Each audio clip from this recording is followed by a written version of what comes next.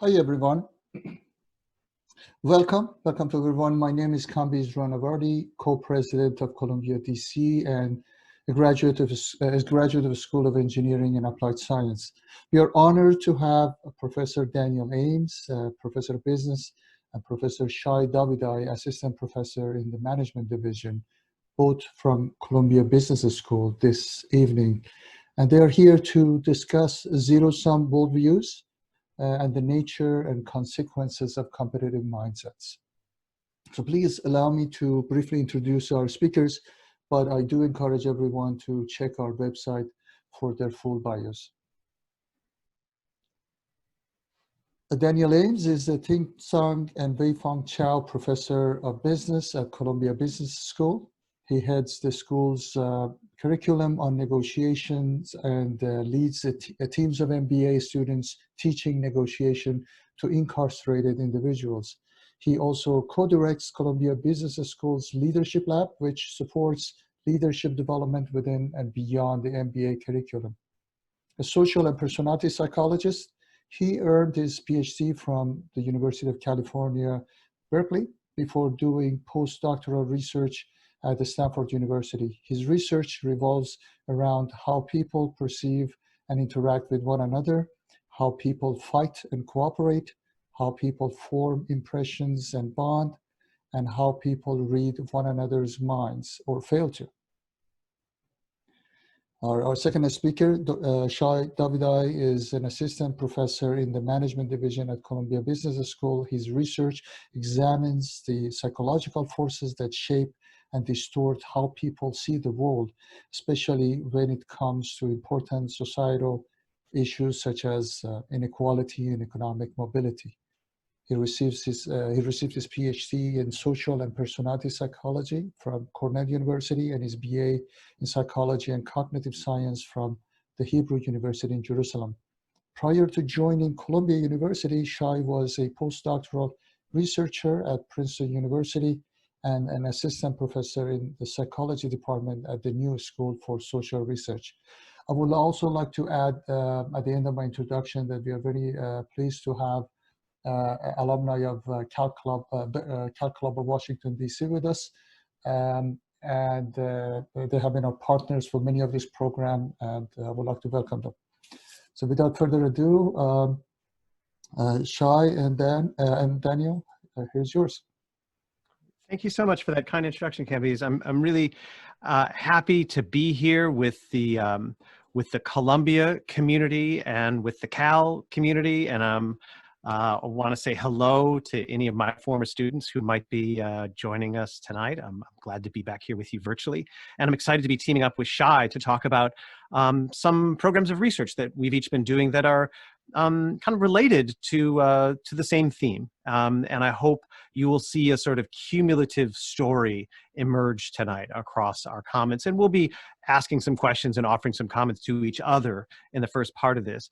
Let me just check to see if I can share my screen. I think I may not yet be a host in this session. And I think I can now. And so let me get this queued up. And I hope everybody can see that. So I'm going to dive right into a concrete situation. And in a few minutes, I'm going to back up and give some more kind of orienting comments. But let's get right into something concrete and detail before we zoom back out. And that is the current pandemic that we're all living in. This is probably a top of mind situation for almost everybody on the line tonight. One of several crises that we are currently coping with as a country. But, you know, the COVID-19 situation, I think is a good place to start for thinking about the topics and the themes for tonight. It's a complex situation. I think it's open to a lot of different interpretations. And I want you to tune in to your interpretation of the situation in a particular way by thinking about it as a kind of battle. But a battle between whom or between what is kind of up to you. So I want to ask you to just fill in those blanks mentally for a second. How would you complete this sentence? I think there's a lot of ways to answer this. And probably over the course of this year, my answer to this has probably changed more than once. But it turns out earlier this year, I asked a couple thousand Americans that question to fill in those blanks. Now, I did this in about the second week of May. And if you remember back to those sweet, innocent times, I think we thought, well, we've got that behind us now. We're moving on to better things. But little did we know what was ahead. But at that moment, we feel like we've maybe gotten through the worst of it, or we certainly had been thrust into the midst of this. And it's at that moment that I asked several thousand Americans to answer that question, to fill in those blanks. What is this a battle between? And their answers were kind of, varied in a fascinating way. They were kind of understandable, but some of them were pretty shocking and surprising to me. Some of them were heartwarming, and some of them were frankly upsetting. So here's some of the answers I got from a 51-year-old female in Washington. She said, it's a battle between staying well and getting sick. Heard from a 19-year-old male in North Carolina who said, it's a battle between the virus and the whole world. And so these are kind of ways of seeing this as a battle of, health versus sickness, between maybe all of humanity and the virus. But other people parsed it differently. So some people said it's a battle between reason and ignorance. Now, those seem like ideas, but I think when they say that, they're also maybe thinking about people, maybe groups of people. Somebody else said it's a battle between freedom and tyranny. And again, those seem like ideas, those seem like concepts, but I think they're thinking a little bit about groups of people. Other people filled in these blanks differently. 37-year-old male from Wisconsin said, it's a battle between the globalists and the average person. And one last one I'll share with you tonight. 32-year-old woman from New Jersey said, it's a battle between my family and other people in my community. Which is a little heartbreaking to me. I'm not sure exactly how to interpret that and kind of in what way is that true? But I think what's striking to me is here's a person who in the midst of this situation sees this as a tug of war, as a battle between herself and her family and the other people around her. So, this is, to me, this leads to all kinds of interesting questions. Where does this come from? Where do these interpretations come from? Why are some people seeing this as everybody versus COVID, a world unifying challenge? And other people see it as basically a fight with their neighbors. More generally than just this, just the pandemic. Why do people read situations from the pandemic to economic policies to an interpersonal negotiation? Why do people interpret some situations as a tug of war, a competitive battle where there are two sides in opposition and the only way to win is to defeat your enemy, as opposed to we're in this together?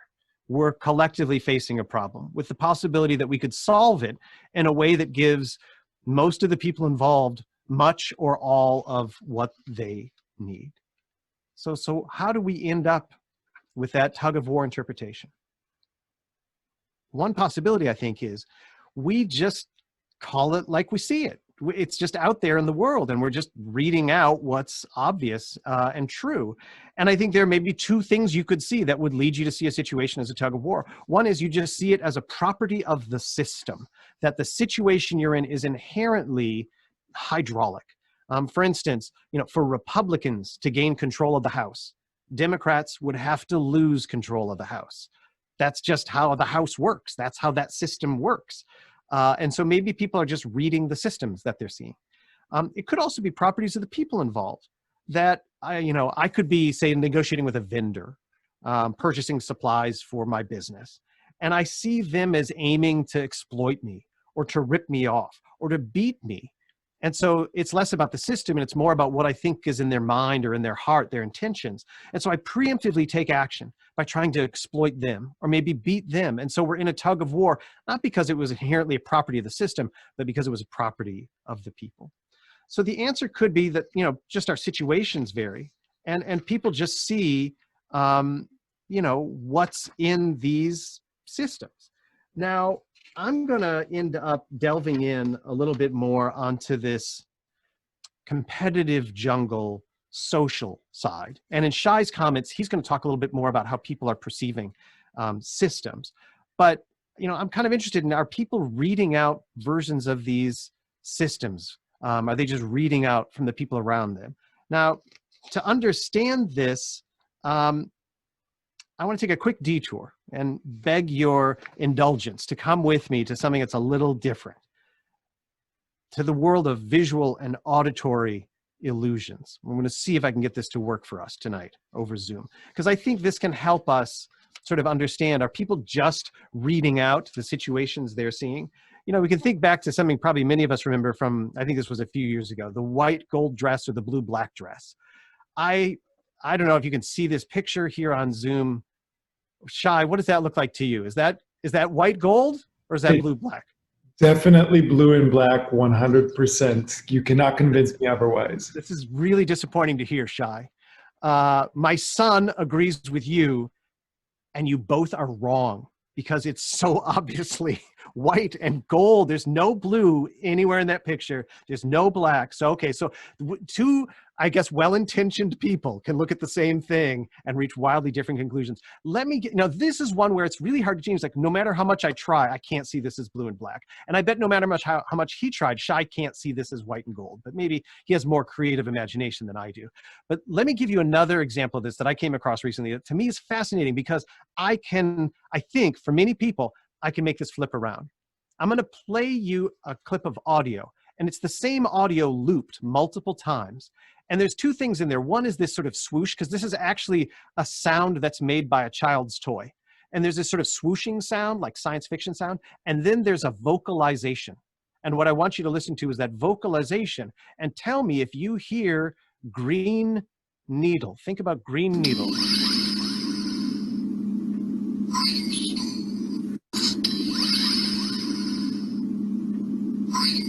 Now think if you hear the word brainstorm. Look at that word. Now take your pick, either green needle or brainstorm. Listen for one.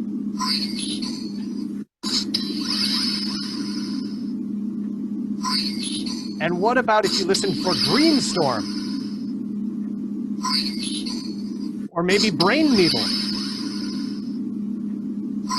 Okay, so I've just so you know, I've spent the better part of today just listening to this and playing it for my family. I will stop this for the sake of everybody. But hopefully if you experience what I've experienced, maybe, did that work for you, Shai? It definitely did. Okay, so this is a little bit of a detour tonight, but the point that I'm trying to make, I hope in a vivid and maybe slightly entertaining way, is we often think that there's this objective world out there that we're just reading. But we're filling in the blanks a lot of the time with what's in our heads. We're adding context, we're jumping to conclusions, we're drawing inferences, we're completing the picture based on what's in our heads as much as what's really out there in the world. That I can listen to the same sound, and sometimes I can interpret it as green needle or brainstorm or brain needle. That's the work that's happening in my brain. That's not necessarily what's out there.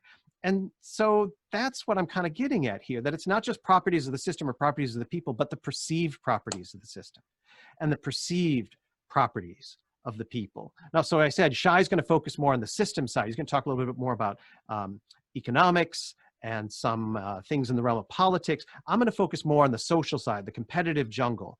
And I want to say a few things about kind of where this comes from, why this happens, talk a little bit about some of the consequences. And if I've got a moment, I'll say a word or two about prospects for change. Like, can we change how we see things? So I'll talk a little bit more about some of the work I've done in the context of the pandemic. And then I'll say a few brief words in general about work I've done in the realm of interpersonal negotiations, which is the primary teaching that I do at Columbia Business School. So let's get into some of the things I found this year in research on Americans, thousands of Americans, asking them questions over a period of months during the course of the pandemic. So I gave them that fill in the blank question we talked about earlier and just said, write anything you want. And we got answers from my family versus my neighbors to the whole world versus the virus. after people filled in the blank, I gave them a couple preset answers and just asked them to basically, like, how much do you agree with this? And here's 4 of the options I gave them. It's the whole world against the virus or the US against the virus.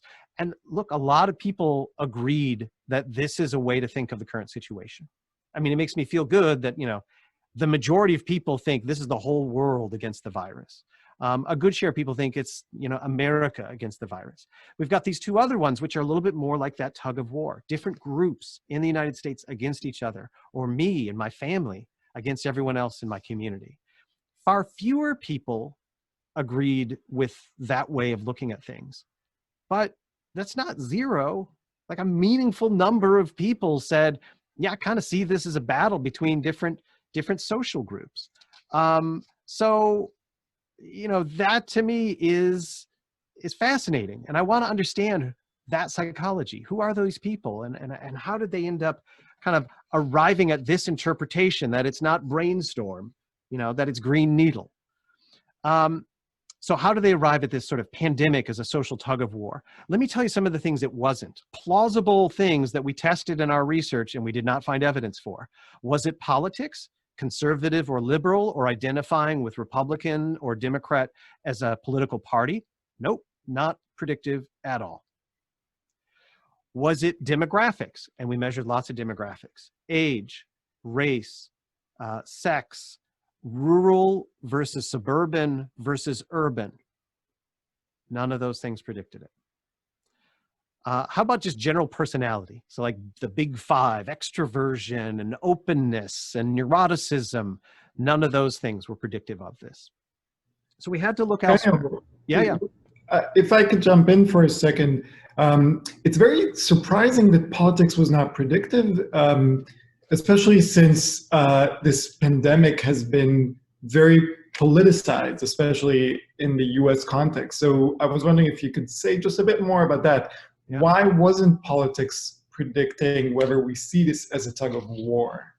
It's a great question, Shai. And I think we see more evidence of this as we went along. So this was in May, and I think this was in the process of some of these behaviors becoming politicized. So eventually over time, we saw political party being more predictive of things like, you know, personal behaviors around mask wearing, or support for or defiance of public health advice. So we saw things become more politicized, but this was less. And I think what was kind of becoming politicized, or what certain political figures were singling out, were certain kinds of behaviors. This is more of that interpretive lens, that it's sort of more like, how do we make sense of the pandemic? Is it really a battle between 2 different kinds of groups? And I think it might not have been politicized towards just one party or the other, because I think some people in both parties were seeing this as becoming more of a social struggle, social sort of tug of war in a kind. So I think this, one answer is this kind of came early as things were just starting to become politicized. And another is it's sort of like equal opportunity on both sides of the political spectrum to see this as this kind of tug of war between, as somebody put it, reason versus ignorance, or tyranny versus freedom. Those are both tug of war interpretations, but they're possibly, arguably, lenses from 2 different ends of the political spectrum, right? Well,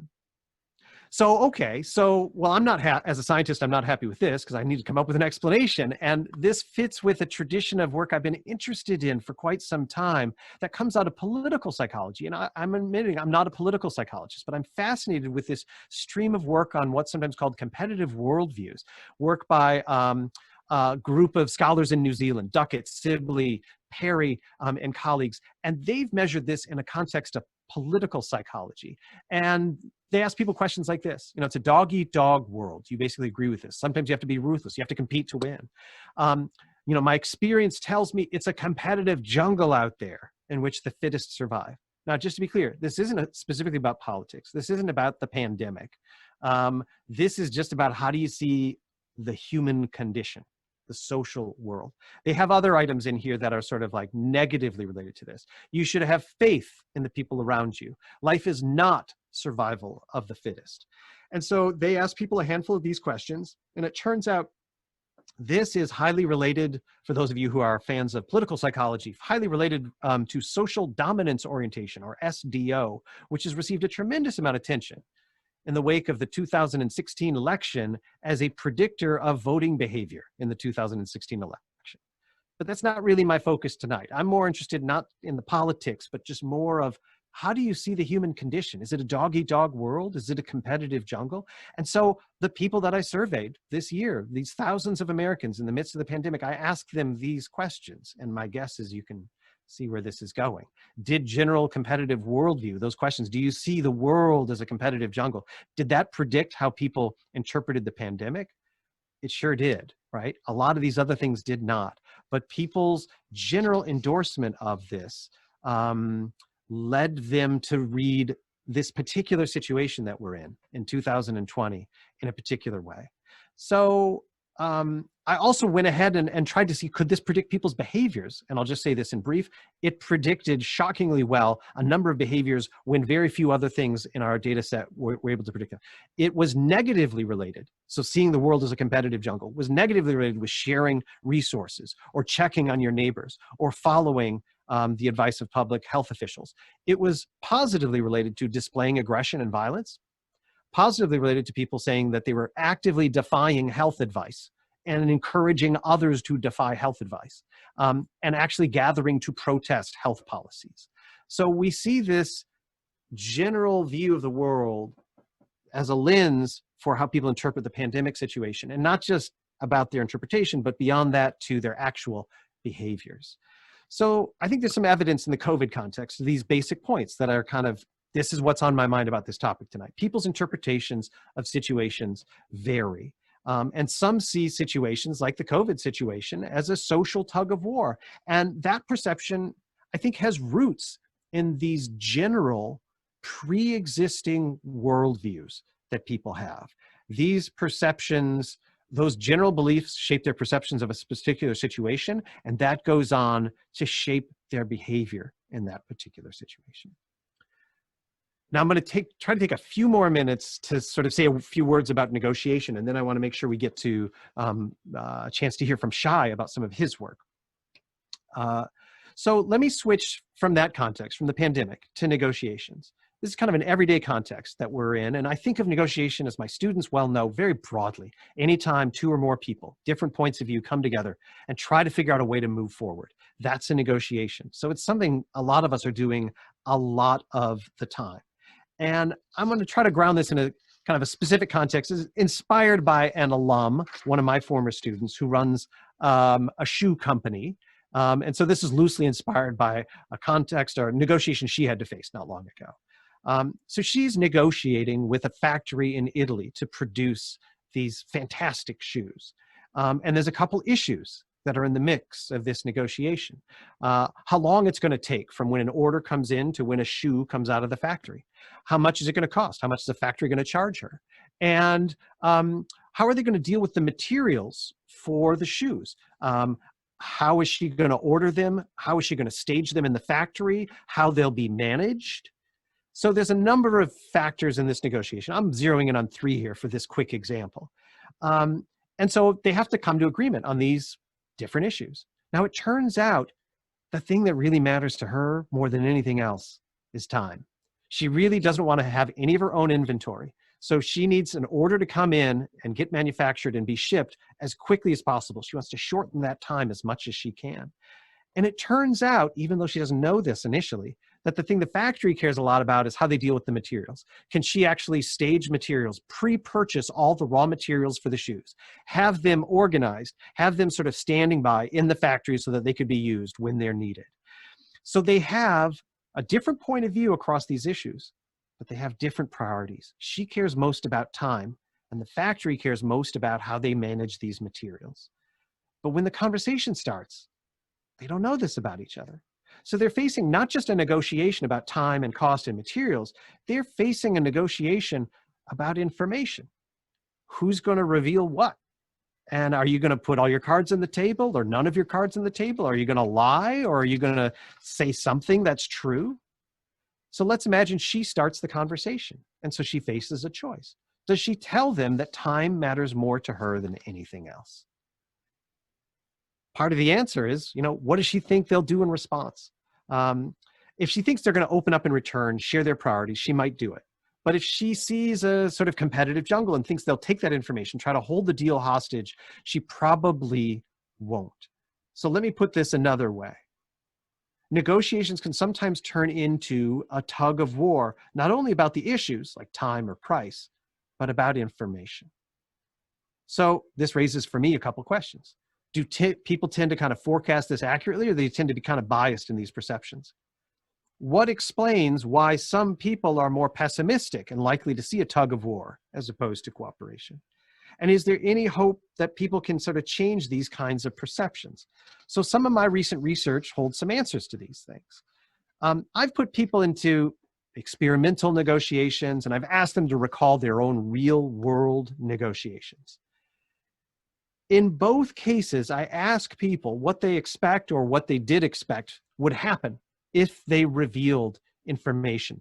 If, for instance, the woman who's the entrepreneur here, if she told the factory, the thing that matters more to me than anything else is time. What would happen if you revealed your priority? And I asked them their expectations. What do you think is going to happen? And then afterwards, I asked them what actually happened. But let's just start with the expectations part. Here, this is some about the recalled negotiations. I asked people, a sample of people, what do you think would happen if you did this? And people's expectations were, well, if you reveal information about your priorities, there's a pretty good chance the other side's going to try to hold the deal hostage. They'll say, you care about time? Okay, I want everything else. They say there's also a pretty good chance, a chance that your counterpart will reveal information about priorities in return. So I've also seen what happens when you actually ask people what ended up happening in your real negotiations when you disclosed what mattered most to you. And it's pretty different. A sliver of the time, a small share of the time, people say my counterpart tried to hold the deal hostage. The vast majority of the time, about 80% of the time, people say, I shared some information, and what my counterpart did was shared some information back with me. That's not what most people expect, but that's what most people report ends up really happening. So to me, that suggests that, maybe there's a kind of sort of a bias in what our expectations are. Now, it turns out our competitive worldviews shape our expectations. The measure I showed you asking about, is the world a competitive jungle? That predicts what people expect is going to happen. So, all right. Let's think, though, I said, I think this is a bias in these people's beliefs. But what about actual negotiation outcomes? Are people typically glad when they've shared information about priorities? Here, I'm trying to say, well, what typically happens is you share some information, and not always, but a lot of the time, your counterpart shares some information in return. In an experiment I did, I randomly assigned half of the people to a sort of a mock negotiation and told them they had to reveal information about their priority to their counterpart in this mock negotiation, where there's money, real money on the line.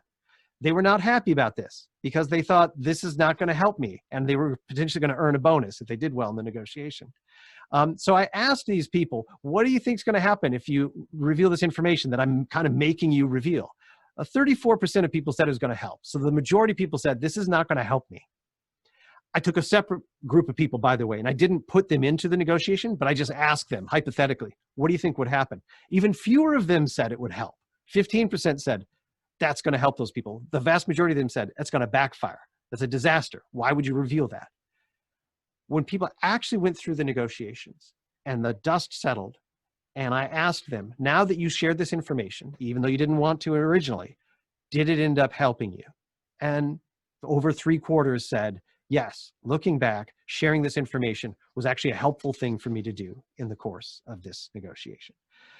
So the upshot, I think, from this, many people exaggerate the sort of tug of war of information in negotiations, not just over the issues like time and cost, but about information. What will happen if you share some information in negotiation? Just to be clear, it doesn't always help. Sharing information in negotiation can be a real risk.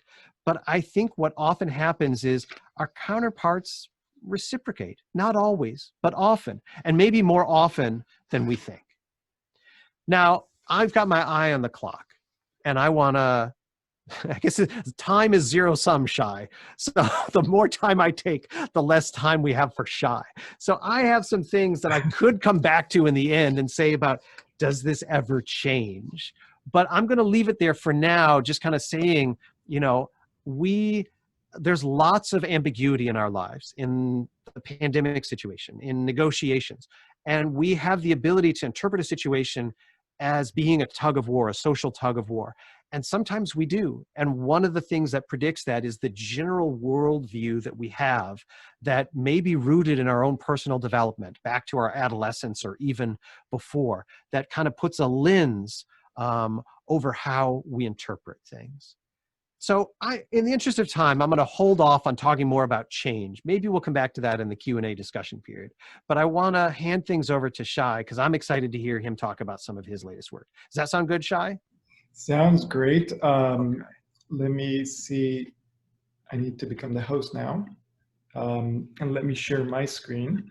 I should say that, so you can see my screen? Yes. Yeah, so I should say that time may be zero sum, but learning isn't. So every time I listen to you speak, I learn something new.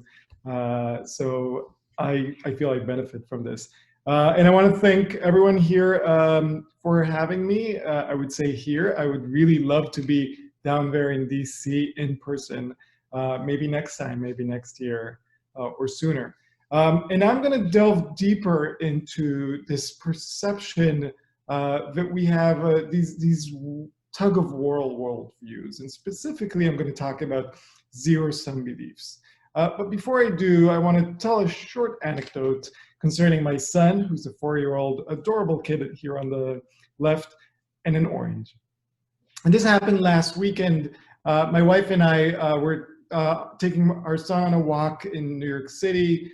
Many of you know New York City, know the Upper West Side specifically. And you know that there are a lot of food vendors that sell fruits on almost every corner. And my wife and I are teaching now our son, starting to teach him how to deal with money. You know, how to buy things, how to choose things. And we passed this food vendor, and my son said, "Can I get something to eat?" And my wife happened to have $1 on hers. He said, "Sure, you can choose anything." So he looks around and he decides to buy 2 oranges. So each orange was 50 cents. And he decided to buy 2 oranges and he's very happy. We give him the $1. And here's what the interesting thing is. And I would say interesting, not because it's out of the ordinary, but because it's so ordinary. But when you think about it, it's very surprising. And here's what happened. My son gets the 2 oranges, gives the vendor $1 and says, "Thank you." At the same time, the vendor took the $1 from my son and told my son, "Thank you." And what I find surprising by this is that both sides, by saying thank you, were basically acknowledging that they were better off now than they were just a few moments ago. Now, why is this surprising? We have these interactions all the time, these double thank you exchanges all the time throughout our days. But the reason this is surprising for me, especially because of my research, is because this defies a general view of how we see the world. That we tend to see the world many times, not always, and many of us, not all of us, but we tend to see the world as a zero-sum interaction. Now, what do I mean by that? And in my research, I've been studying these zero-sum beliefs. And the zero-sum belief that many of us hold on many occasions is that for one person or one party in an exchange to win, it necessarily has to come at the expense of some other party. Now, this assumption, this perception has basically 2 beliefs incorporated into it. There's a belief about the resources, the amount of resources. The belief that you might have heard the notion of the fixed pie bias, right? The resources are finite. You know, there's a fixed amount of resources. Every piece that you get comes away from my pocket.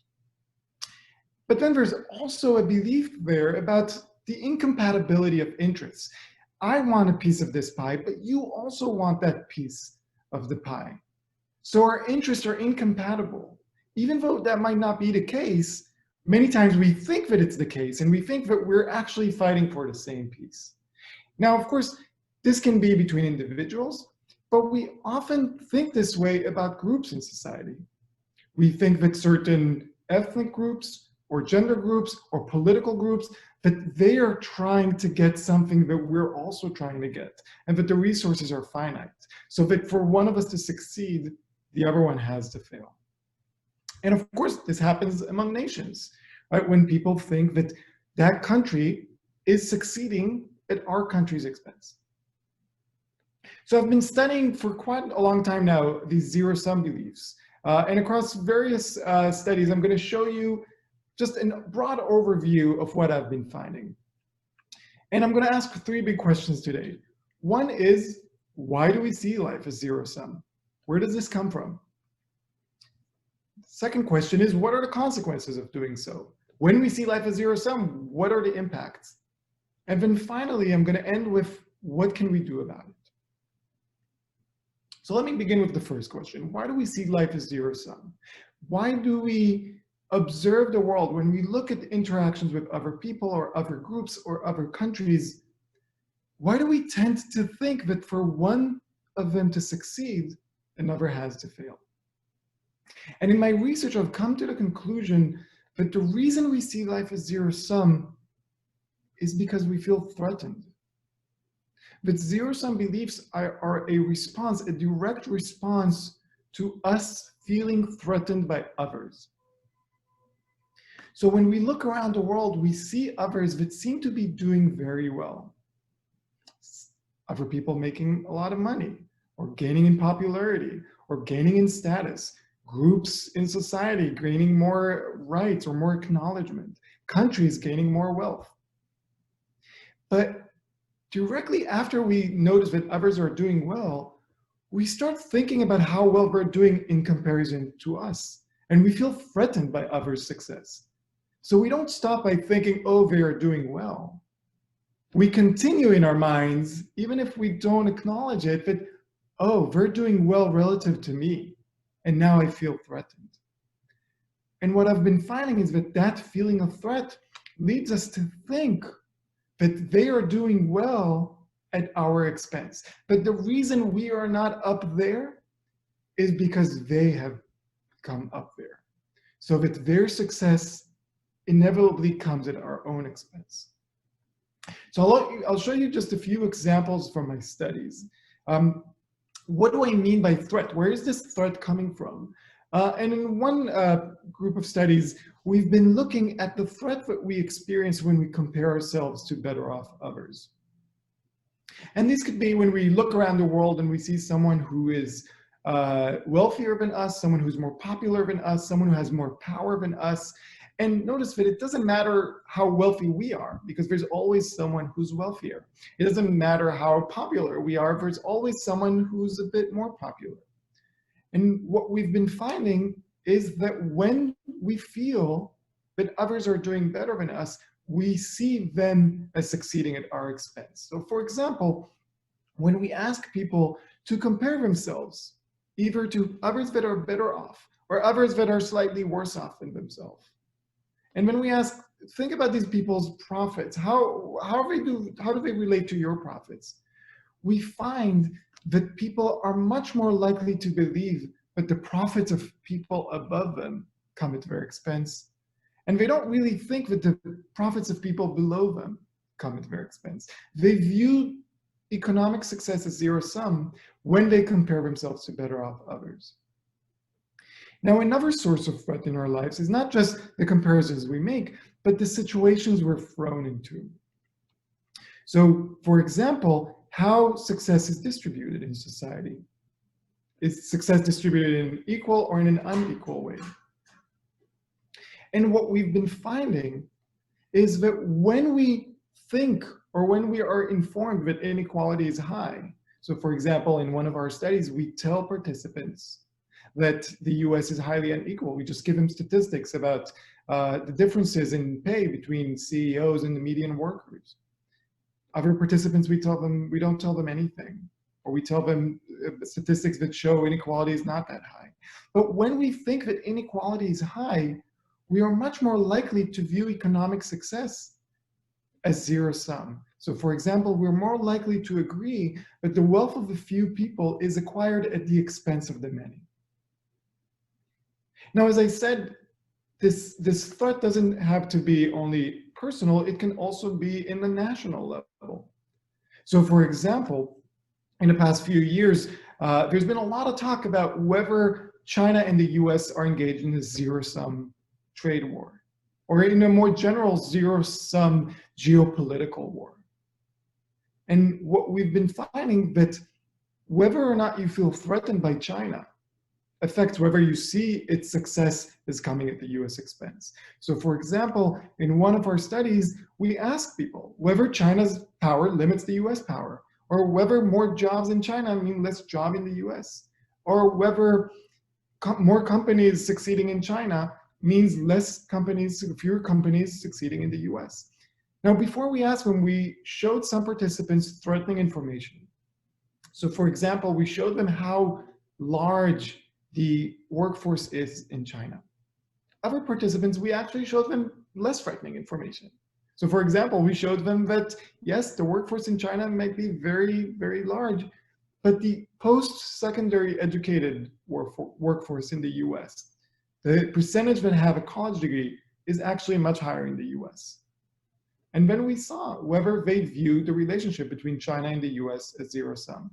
And what we found was that participants that were threatened by China's success were more likely to view its success as coming at the US's expense. And then finally, a big potent threat for a lot of us nowadays, no matter where you are in the political spectrum, is politics. And specifically, not just any politics, but whether the other party is successful or not. So think about this question. When red states benefit, does it come at the expense of blue states? Is there a zero-sum relationship between how much red states get in budgetary allocations and how much blue states get? Now, if you are a Democrat or lean Democratic, then you might be threatened by red states benefiting. And what I argue is that you might feel that that relationship is zero-sum. But now think about this question. When blue states benefit, does it come at the expense of red states? Now, if you're a Democrat, you may not feel threatened by blue states benefiting. There's no threat there for you. So you might not even see a zero-sum relationship between different states and how much they get. So here's what we found. We asked this for both people that reported being Republicans and people that reported being Democrats. And for the Democrats, what we found was that they tended to see the Democratic Party's gains as coming at their own expense, but were much less likely to see Republican gains as coming at the Democrats' expense. Now, what about Democrats? The exact same thing. They tended to see Republicans' gains as coming at Democrats' expense, but they didn't really tend to see Democrat gains as coming at Republicans' expense. So threat leads us to view life as zero-sum, but what are the consequences of doing so? Does it matter? And I'm going to argue that it does. It matters quite a bit. It matters for how we behave with each other, and it matters with how we engage with the world. And specifically, I'll show you that it matters to how we give help to each other, and also how we ourselves strive to get status. So let's start with help giving. There are generally two ways of giving help. One way is you can give someone a fish, right? So for example, if a colleague asks you for your help, you may ask them, you may give them the full solution for a problem. You might say, look, just give me what problem you have, a presentation, I'll make the presentation for you. That would be very helpful. You could also, or in a different way, teach your colleague how to fish. You can say, oh, you have a problem, you have some sort of presentation you need. Let me teach you the skills so you can solve your problem on your own. And maybe in the future, you can solve similar problems as well.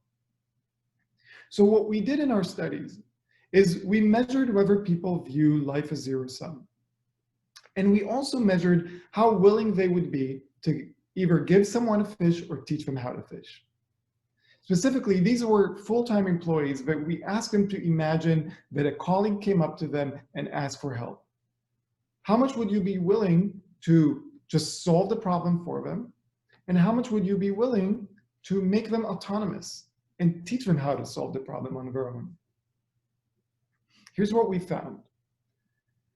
It turns out that whether you see life as zero-sum or how much you see life as zero-sum had no bearings on your willingness to give someone a fish. Both people that viewed life as zero-sum and those who didn't were equally likely to say, yes, I will give the full solution to my colleague. But when it came to teaching them how to fish, we found that viewing life as zero-sum negatively affected people's willingness to give this kind of help. Shai, this is fascinating. Can I ask a quick question? Yeah, jump in. So, have you, and this kind of comes from your measure of viewing life as zero-sum is a little bit like the competitive worldview construct, right? It's just sort of a general belief people have in how the world works. Mm-hmm. Okay. Have you, because this is kind of in an organizational context, have you gathered data or have you seen or heard of data where people actually measure things like the difference between organizational culture? Some organizations, the culture is more competitive and others it's more cooperative, or the actual, I don't know, processes for promotion and status attainment, because some organizations, rank people or even, sort people and you get tossed out if you don't make the cut. Have you seen anything like that? Or do you think that would be consistent with this story?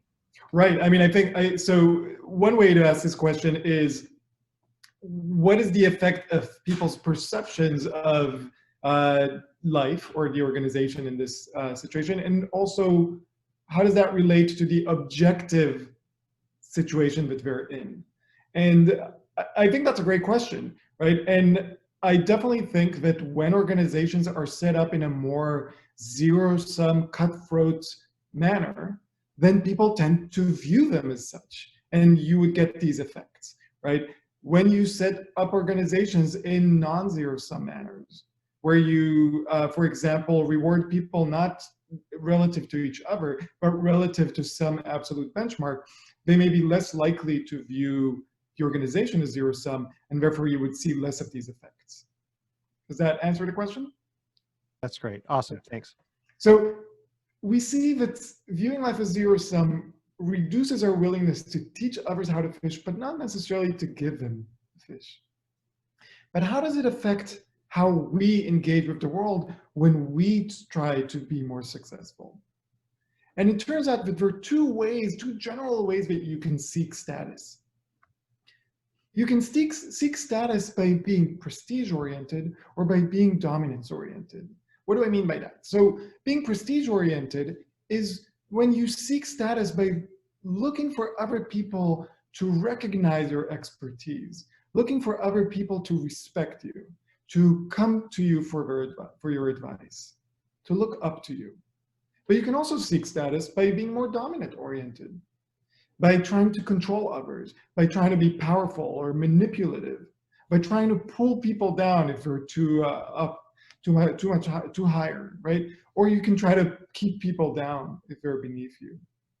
So we wanted to see whether viewing life as zero-sum affected how we seek status. And we asked people. So after measuring whether they view life as zero-sum, we asked people, do you like it when you're considered an expert? Or how much do you enjoy when others seek your advice? We also asked them how much they like it when other people are afraid of them. And how much do they enjoy having control over others? In different sets of studies, we asked people to imagine they were at a bookstore, like one of those bookstores that you find at airports. You tend to go by the business advice section and you see books about how to succeed in the business world. How interested would you be in reading books like The Servant Leader, or Bring Your Human to Work, or Leaders Eat Last? I mean, how interested would you be in reading these other kinds of books, like The 48 Laws of Power, or Machiavelli Mindset, or The Art of Being Ruthless, right? And you can see there's a very big difference in the mindset of these two books and these statements. They will both be very helpful in achieving U status, but in very different ways. And we wanted to see whether zero-sum thinking, whether viewing life as zero-sum affected whether you're more likely to go on the prestige side or more likely to go on the dominance-oriented side. So let me show you what we found across our studies. Again, these are the same graphs that you saw before, but now the y-axis is how much would you be willing to engage in this behavior when you're seeking status. And it turns out there was a very, very small, not really significant relationship between our willingness to view life as zero-sum and the way we seek status in a prestige-oriented manner. But when it came to dominance orientation, there was a very strong relationship, such that people who view life as zero-sum are substantially more likely to say that they enjoy controlling others. They like dominating others, and they want to learn more about how to dominate others. So you can see, again, a negative effect of zero-sum thinking on how we interact with the world. So I have just a couple of minutes. I want to talk about what we can do about it.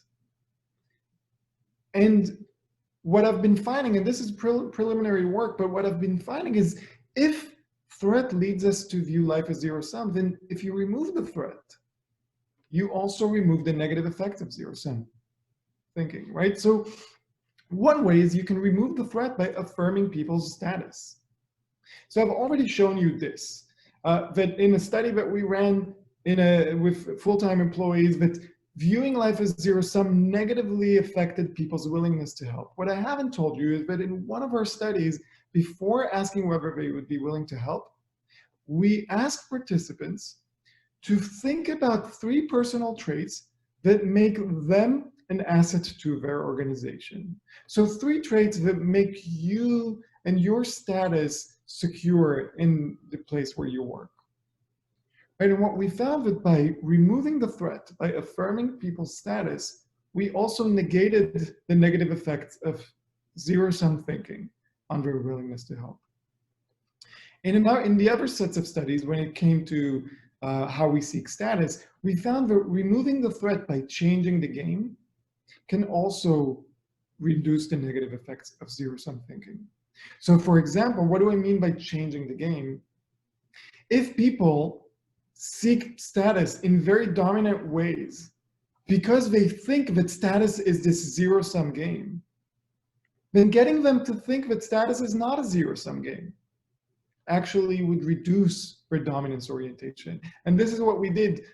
We created a short tutorial, 2-minute long video showing how status is not a zero-sum game. How when one person's light shines brightly, it doesn't make others shine less bright. It actually creates more light for everyone.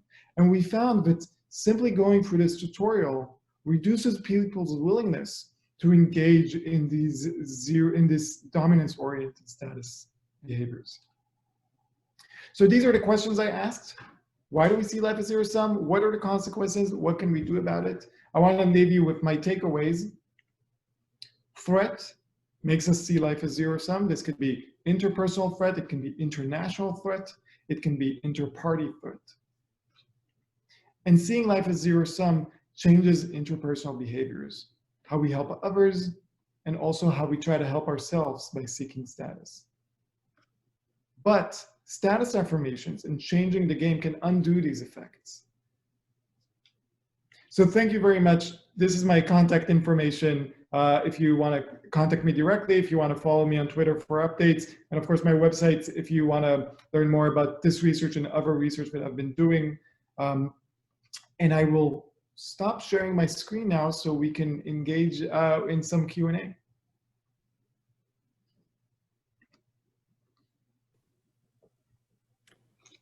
Great. Okay, welcome everyone. So my name is Miyako. I'm the admin for the ColumbiaDC Club. Kambiz wrote earlier that if you guys have any questions, please type them into the Q&A box, and then we'll be going through them in the remaining half hour or so that we have.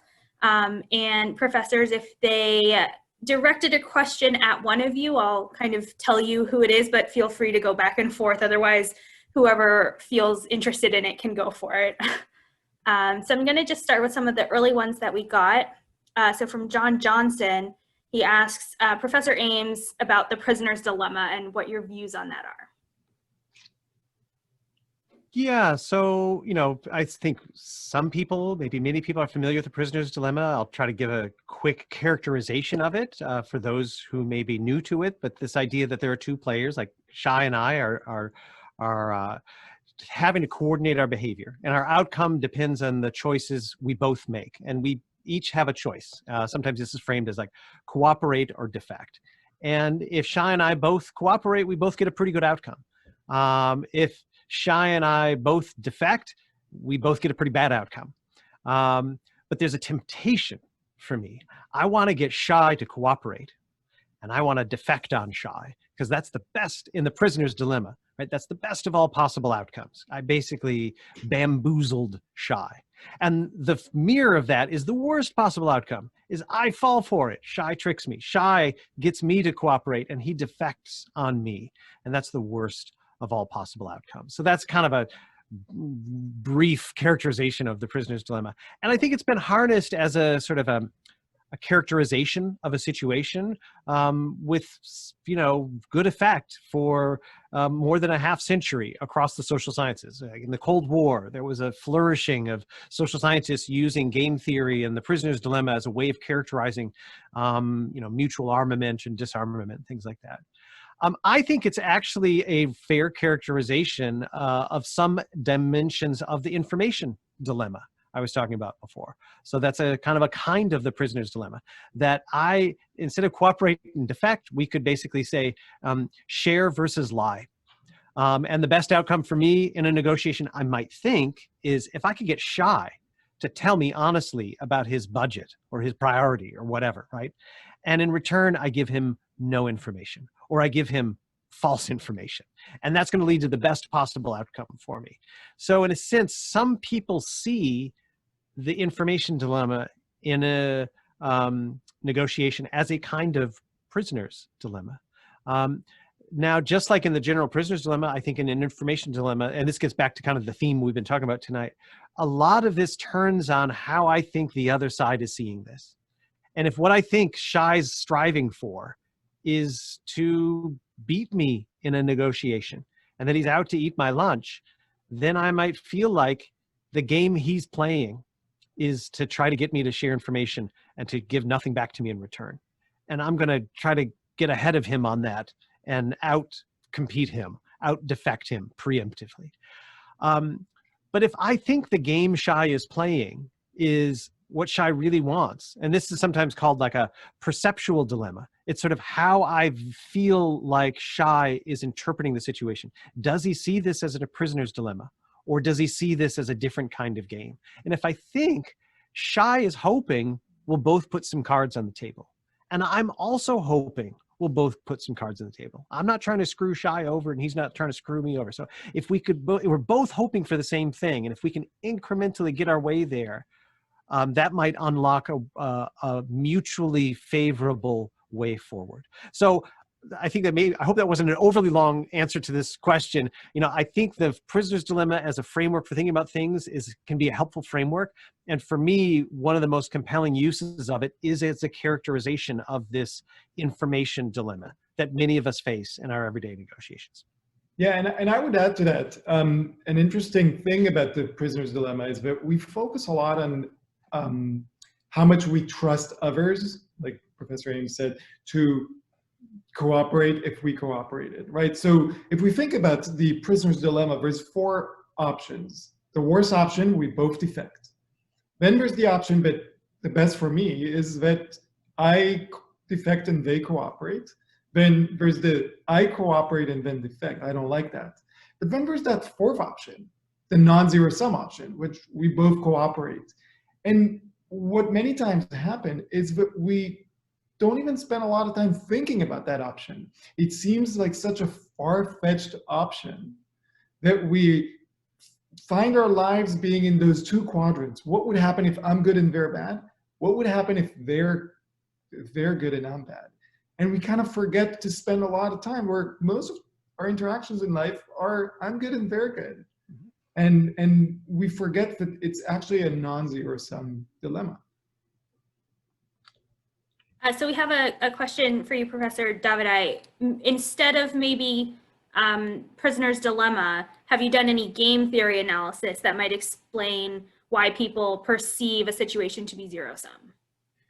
No, that's a great question. So I have personally not done that. And you know, the interesting thing about zero sum games in general, we've been introduced to the idea of zero sum games for about in the past 80 years. So 1940s game theory just was budding as the Cold War was warming up or colding.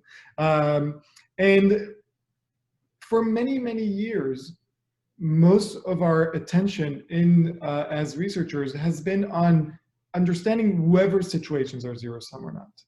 And only in the past few years, I would say less than 10 years, have psychologists kind of shifted attention and said, wait, you know, there's the situation and then there's the people in the situation. And we might be finding that situations are non-zero sum, but we haven't been asking the people whether they think that the situations are zero sum. Right? I know it's quite a lot here, but what I mean by that is that there hasn't been a lot of work on this topic, which is great for me because there's a lot of work to be done, but also quite daunting. But there hasn't been a lot of work on this topic because there's been a lot of focus on analyzing the game, this game theory analysis, and not so much of analyzing the people in the game and how they perceive it. Okay, and we have a couple of questions that I'm going to group together about kind of taxes and redistribution. So one of them is what do you think are the effects of zero-sum beliefs on support for redistributive policies? And then the question that I'm kind of throwing into here is aversion to taxes attributable to the tug-of-war, where Europeans pay really high taxes, but they get low-cost education, Medicare, or medical expenses. So why are Americans not sort of interested in that? Is it because of like a tug-of-war mindset or a zero-sum mindset that's, you know, if I pay more taxes, then I want that benefit or something like that? Right. So just because you asked it in this order, I'll go first. But Daniel, if you want to go first, here's what I think. That this question is like spot on, right? Aversion, the aversion to taxes of people who have a lot of money, right? The people that are the wealthiest. That comes from a zero-sum perception, right? Because from if I'm the one being taxed a lot, and I think that, wait, now my money goes to benefit someone else rather than benefit society and me as well. If I see it as zero-sum, I'll be averse to paying taxes. Now, if I'm at the bottom, and if I'm the one that is not doing very well, and most of the taxes are not going to come from my pocket, then if I see the inequality as zero-sum, now I'm going to really want taxes, right? Because I'm the one standing to benefit. So notice how the same mentality can have very different effects based on where you are on the spectrum, right? And the interesting thing is that if you look at most of the rhetoric about taxes, it's about the pockets it's coming out from and the pockets it's going into, right? But we keep forgetting, and that this is not a lot of rhetoric focuses on the fact that taxes are what makes society, right? We all somehow benefit directly or indirectly when there is a functional government, when there is a functional infrastructure. If, you know, there's a great example by the economist Bob Frank where it says, you know, I can be driving a Ferrari, but if there are potholes where I'm driving, I am not going to enjoy the drive, right? So if we think about taxes in zero-sum, it's coming out of my pocket to benefit someone else, then we are, of course, going to be more averse to it. I'm curious. Can I just jump in with a little bit of a different angle? And I'm kind of like hijacking the question to ask my own question to Shai. But like, you know, it's interesting because I can think of examples in politics where, you know, persuasive messages are sometimes leaning into, I don't know, you could call it class warfare, I guess, right? Like that is sort of stoking a zero-sum mindset. But I think of like trickle-down economics. I don't know if you agree with this, right? As almost like an example of like asymmetric non-zero sum thinking, that it's sort of like, no, you know, if you'll cut taxes on this particular group, it's actually going to end up paying off for the other group. But it wouldn't work the other way around. Like you can't cut their taxes and it trickles up, right? It's only going to trickle down in one direction. So we need to enable a class to somehow have this multiplier effect. That if you cut their taxes, free up resources for them, it ends up having a multiplier effect that pays off for everyone else. Right. So it's a sort of non-zero sum or deliberately non-zero sum, but like asymmetric non-zero sum persuasive appeal. Are there other examples of that, or do you buy that characterization of that? Yeah, no, it's a great, and I think, so here's an example from one of my studies, and think about the following statements. When managers make higher profits, it comes at the expense of their employees. Now, if you are politically conservative or economically conservative, this makes complete nonsense to you. No, like the managers don't, you know, they don't benefit from their employees. If managers make more, employees make more. If you're on the left side, especially if you're more on the Marxian side, that makes complete sense to you. You say, yeah, of course it's zero sum, right? The whole idea of capital and labor.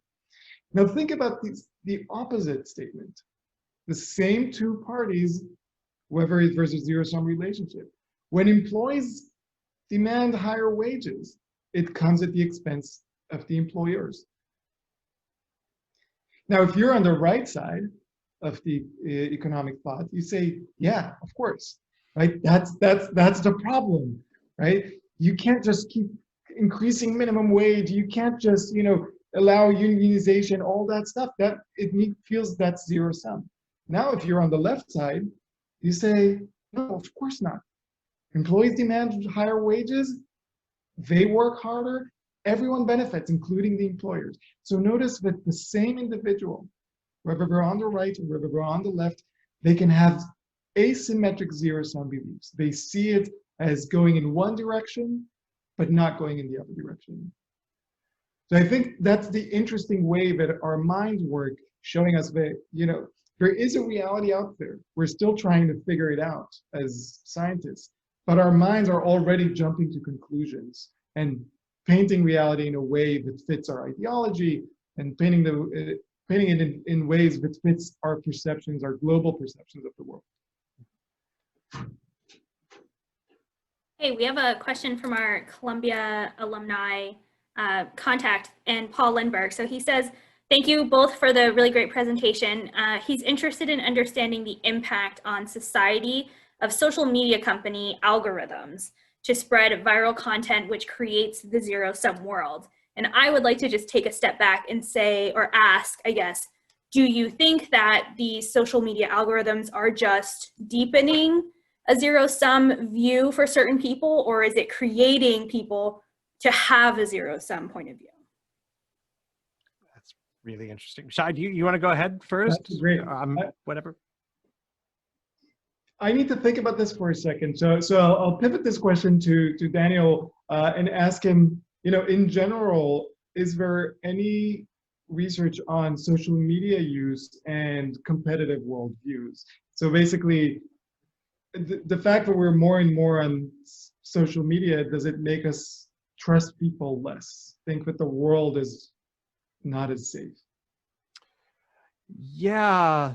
So that question of kind of like that threat perception in part, I don't know about that. So I can say like in the pandemic, so I'm not an expert on social media, just to be clear, either as an academic or as just a person, right? But you know, in some of our pandemic research, we did ask people about their media sources. And we did find that people with competitive worldview tended to report less usage of mainstream media like cable network news as an information source, and more use of social media and the internet as a primary information and news source. So I'm getting a little bit ahead of the data here, but trying to kind of speculate, at least in response to that good question. I think if part of the story I'm telling is about people making sense of the situations like the pandemic and this sort of us versus them, and if you can go online and find a home base for us, right? If there's a Twitter feed for us, if there's, a place, an internet chat board or whatever it might be for us, or a podcast that is really reinforcing that sense of us and demonizing of them, I think, I don't know that creates it, but I feel like it certainly boosts the volume on people's readiness to sort of see this situation through that lens, because you can now easily find, a committed, sometimes aggrieved group that feels like it's in a battle. And it may be in some, commercial interest for, a radio show host or, a podcaster to continue to kind of reinforce that sense of like our team versus their team, because it just keeps people glued to the station, and maybe it keeps their advertising dollars come in. But now I'm getting a little speculative, so I'll try to stay back in my lane. I don't know, any other thoughts on that, Shai? Yeah, I mean, I would say in general, I think social media is an interesting, it's a fascinating thing, right? Because we ask questions about, whoever using social media does this, or whoever using social media does that.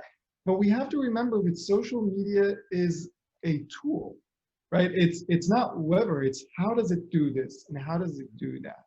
How do we interact with social media? So for example, social media could theoretically be a sense of reassurance. If I go on social media and I can see all of my friends from back home in Israel and from all over the US and the world, and some of them are doing way better than me. And that's threatening.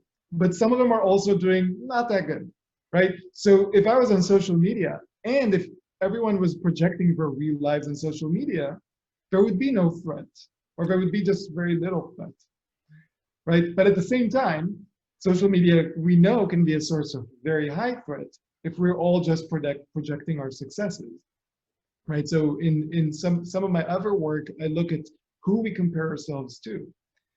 And when we go on social media and we see that everyone is vacationing, and everyone is having fun, and everyone is making so much money, and everyone is so good looking, forgetting to discount the fact that they took that picture right after they spent 30 minutes getting their hair done, forgetting to discount the fact that, maybe this is their only vacation in the past few years.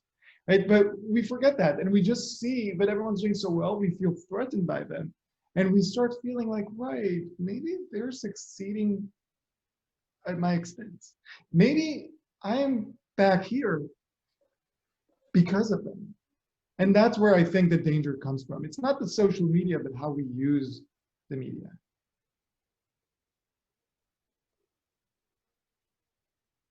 We have a question about negotiations, and I'm not sure who this might go to, but if you could, either of you talk about signaling in negotiations for Robert Yurchik.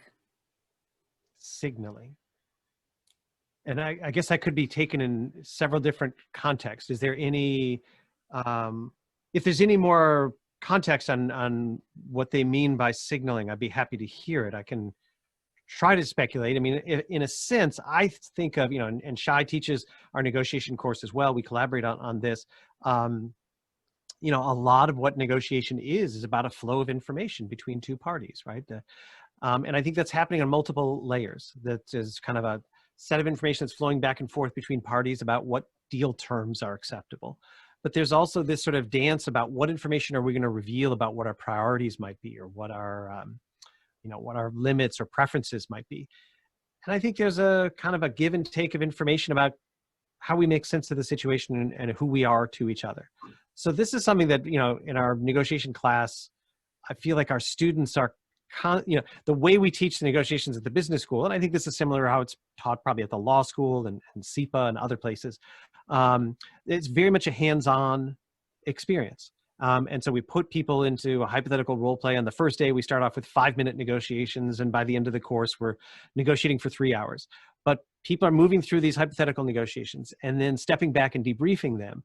And I think a lot of what people are learning in that debriefing is, and I'm kind of taking an interpretive leap about the question about signaling. A lot of what people are learning is kind of what signals are they sending and how sometimes those signals are being interpreted or misinterpreted. And some people feel like I tend to give away too much information too easily, and I need to learn how to dial that back. Other people learn I don't give away enough information, or, you know, I'm trying to be firm but fair, but my counterparts think I'm coming across as aggressive. Someone else might think I'm trying to be firm but fair, but their counterparts think they're coming across as a total pushover. So I think in part what we're doing in that negotiation class is helping our students tune into their signals and giving them feedback so they can realize, here's how to send, you know, kind of the signals that I'm intending to my counterpart. But I may have completely missed the boat on what the meaning of signal was in that question. If so, I apologize. Well, if we get some more follow-up on it, I'll let you know. Okay, sorry. But we'll move on until then. So we have a really interesting question from Vivi Gregorich, who asked Professor Davidai about zero-sum thinking in the context of social movements. Since some progressive social movements threaten existing power structures, and it seems like they could, in a way, provoke more of the zero-sum thinking than they are trying to fight. And so they ask, is there a way for social movements to vary how threatening they appear in their collective expression or tactics? Or would it ever be strategic to take softer, less threatening approaches to pursuing social change? Vivi, that's a great question and very timely. And you know, it's so broad, and I have a lot of thoughts on this. No data, and I'll caveat it by that. A lot of thoughts and no data. But here's what I think. You're absolutely right that many people view social movements as threatening the status quo. And because they're threatening to the status quo, the reaction is, oh, this is zero sum. They want to succeed at my expense. They want more rights, and those rights have to come from someone's pocket, and that's going to be me.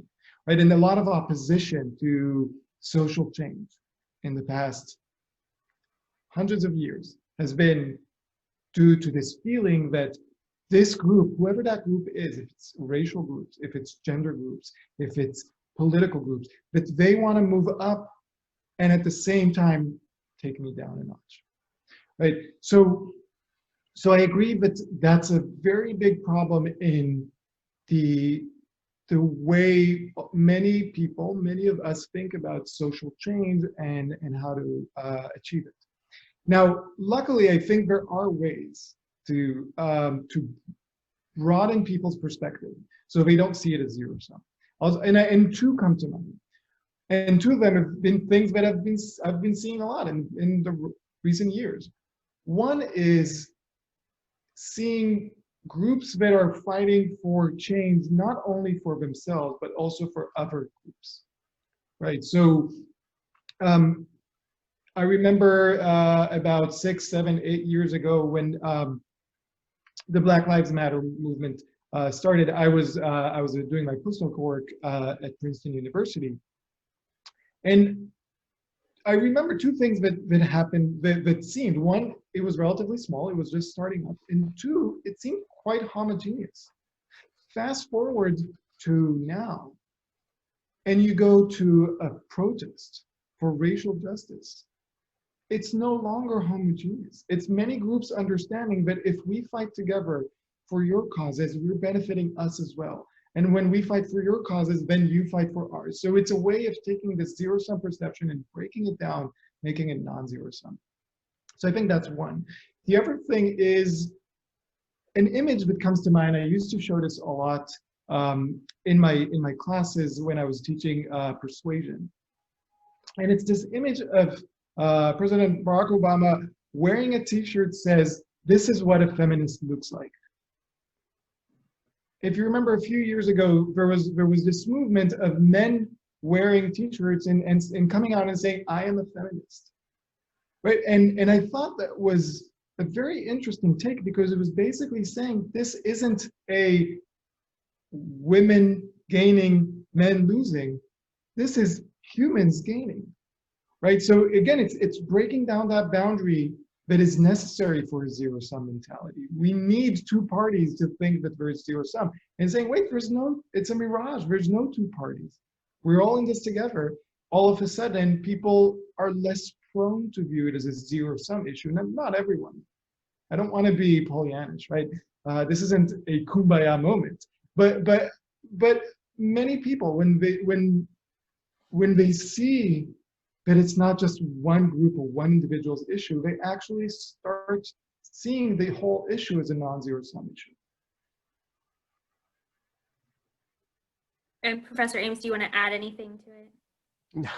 I think that's a fantastic, thorough response. You know, I don't know that this is adding much insight, but I just kind of call out one thing that when I think about social movements, I often think about this concept sometimes called the spectrum of allies, of sort of, you know, where is the center of gravity of your movement, and where are the people who are sort of like, you know, passively on your side or indifferent or passively opposed to the active opposition, and sort of like thinking, how can you bring some of them over?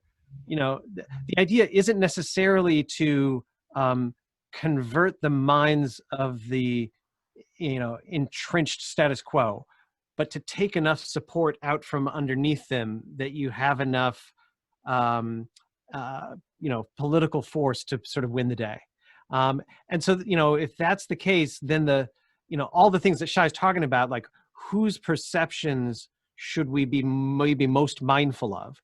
And it may not be the entrenched opposition. It may be the people whose marginal shift on the spectrum of allies into behind us would be the ones that would make a difference. And so that's, you know, I'm going to be concerned about, like, how can I speak to them? How can I bring that critical amount of support over out from the opposition and behind my movement?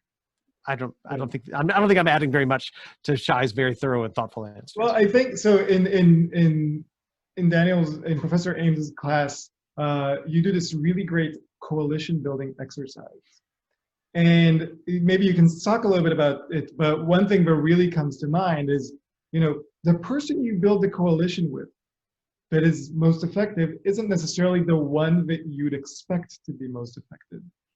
And the people who know how to identify and get to that person first are, at least in this exercise that you're doing classes, tend to be the more successful in building a coalition that helps them. Mm-hmm.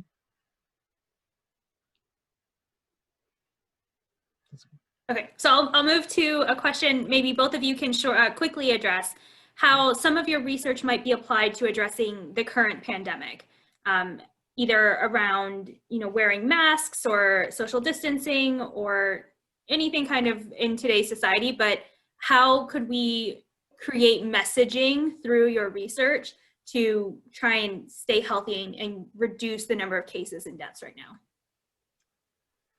That is a good question. I don't feel like I have a thoroughly evidence-based response to it, but I can offer at least a little bit of speculation. I mean, I guess what I'm not optimistic that will work is to try, in a sense, like the headline version of my response is work with people's biases as opposed to try to overturn them. Now, you know, as an educator, I'd rather work over the long haul to overturn things, but in an urgent situation where you don't maybe have the luxury of overturning people's worldviews, it may make sense to try to work with them as opposed to overturn them. So I don't know that we can tell everybody, eat your vegetables. It's the world versus the virus. You know, wear your mask. You know, it's the right thing to do for all of humanity.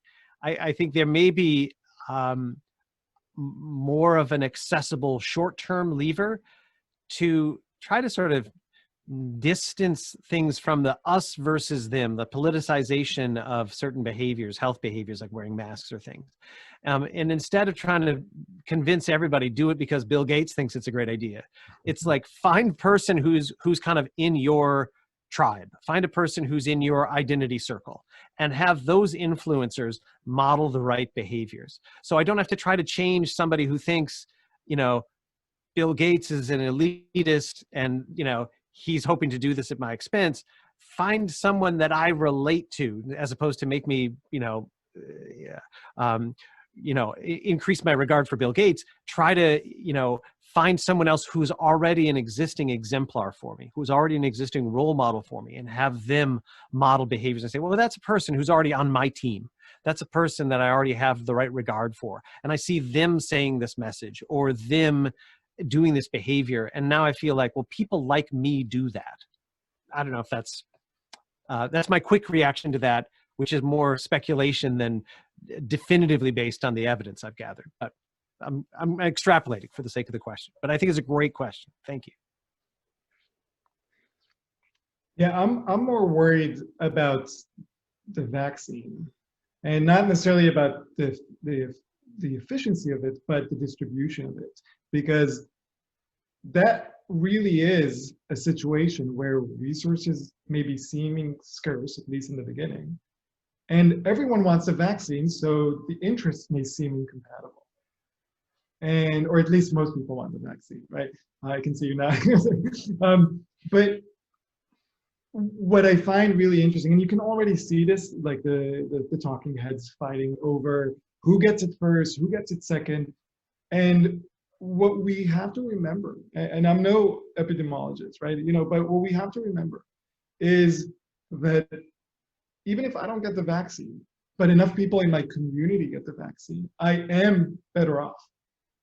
I am safer, right? If Daniel and I are the only two people in the world, and that he gets the vaccine but I don't, it has the same effect if I get the vaccine and he doesn't, if we're the only two people, right? So make it bigger, in New York City, if we give it to the essential workers first, and I am always in touch with them when in the streets, in restaurants, all those situations, it makes me safer. So it's not a zero-sum situation, but we have to remember that. And I think, again, like Professor Ames says, like the messaging is important here rather than the actual behavior. Great, and in the last just couple of minutes, I like to ask everyone that we have to recommend us a book or a journalist to follow or an article, anything kind of in your field that you think that would just help us broaden our minds into your area of research. Yeah, this is, there's a British economist, Tim Harford, whose work that I really love, and he wrote some really thoughtful things, and it has a podcast as well during the course of the pandemic, where he's kind of connecting some of these ideas and assumptions about human nature, and whether we're seeing the best in each other, or we're kind of reading the worst in each other into this situation. So some of his commentary during this year really resonated with me. So that's, and he's got I think it's called Cautionary Tales is his podcast. It's delightful. And he's a regular writer as well. So I think he has a column in newspaper or magazine, and he's a thoughtful person who is also a really nice, broker of social science. So he's, rigorous in taking ideas and kind of bringing them to life in really accessible ways. That's a great question. And you had that. I had to think. My immediate reaction is like, my wife is a writer and a translator. Just tell about her books. But I won't shamelessly plug her. But two that come to mind that affected the way I think about these issues. One is by a journalist, a very known journalist called Robert Wright. He has a book called Non-Zero, which is about how he makes a very bold claim about how the destiny of humanity is non-zero sum. You know, and you don't have to agree with that bold claim, assuming that there's some teleology and there's some destiny. But he makes a lot of good arguments for how we become more and more advanced in a non-zero sum way. And the other one is, I mentioned the economist Bob Frank. He has this great book called Success and Luck, where he talks about how we view success, what leads to success, and also how we misperceive success, how we don't realize how much luck is involved in success. And that book also influenced a lot of the way I think. I'm a little bit ashamed that I haven't said any psychologist, so I would add a book that I assume everyone has heard about, Thinking Fast and Slow by Daniel Kahneman, the Nobel Prize winner. But yeah. Well, this is Camby's. Thank you so much. By the way, I have read that book, great book, and also Undoing Project, which is about him and another collaborator, I think, from. And I take personal pride in them being Israeli, and I said it and I'll say it again. They make a lot of movies out of